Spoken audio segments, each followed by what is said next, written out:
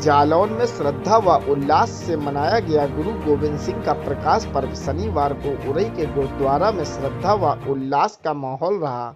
गुरुद्वारा साहिब में अखंड पाठ संपन्न कर समागम का आयोजन किया गया।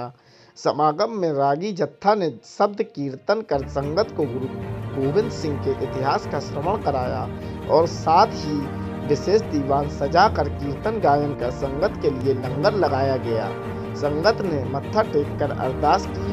साथ ही संगत ने शब्द कीर्तन व गुरु गोविंद सिंह वाणी का गायन कर माहौल को भक्तिमय बनाया।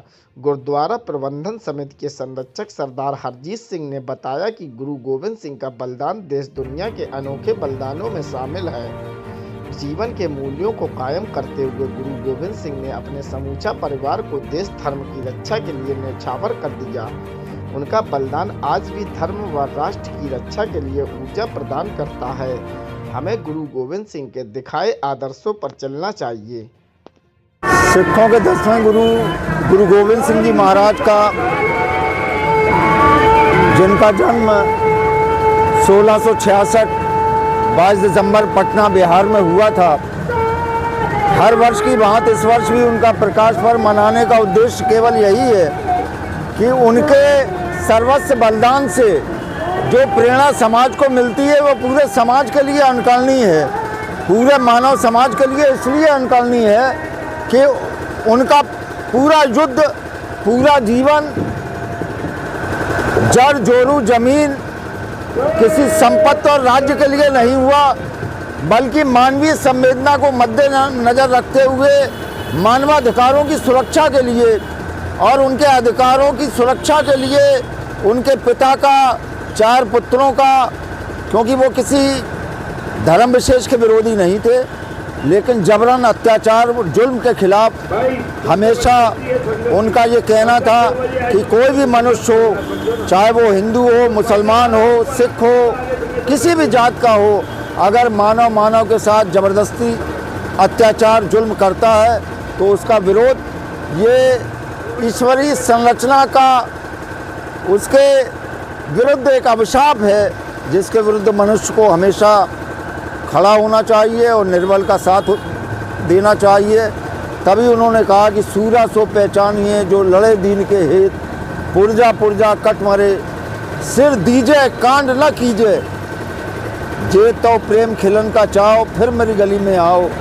और इस तरह से उन्होंने 1699 में खालसा पंथ का सृजन किया और समाज के मानवाधिकारों की लड़ाई वो अंतिम सांस तक लड़ते रहे। और यही उन्होंने अपने अनुयायियों को और मानने वालों को हमेशा उपदेश दिया कि सत्य के लिए अगर कटना भी पड़े तो व्यक्ति को झुकना नहीं चाहिए, कंप्रोमाइज़ नहीं करना चाहिए, क्योंकि जैसा कि सत्य परमेश्वर है। और यही प्रेरणा लेते हुए हर वर्ष की बात इस वर्ष भी गुरु गोविंद सिंह का प्रकाश पर्व इसी उद्देश्य के साथ मनाया जा रहा है। आज की पीढ़ी को उनसे क्या सीख लेना चाहिए?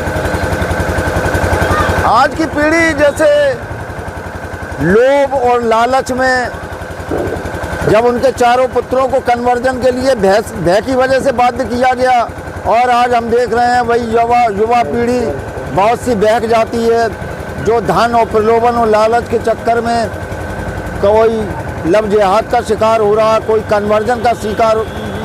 ईसाई मशीनियाँ आप देखें किस तरह से कन्वर्जन कर रही हैं। तो ये सब चीज़ें जो द्वंद्व चल रहा है समाज में, ये अच्छा नहीं है। कन्वर्जन किसी भी धर्म के द्वारा दूसरे धर्म का, मैं समझता हूँ कि मानव धर्म से बड़ा कोई धर्म नहीं है। और हमको सबको एक साझा उद्देश्य बनाना चाहिए कि सत्य से बड़ा कोई धर्म नहीं है, मानव धर्म से कोई बड़ा धर्म नहीं है।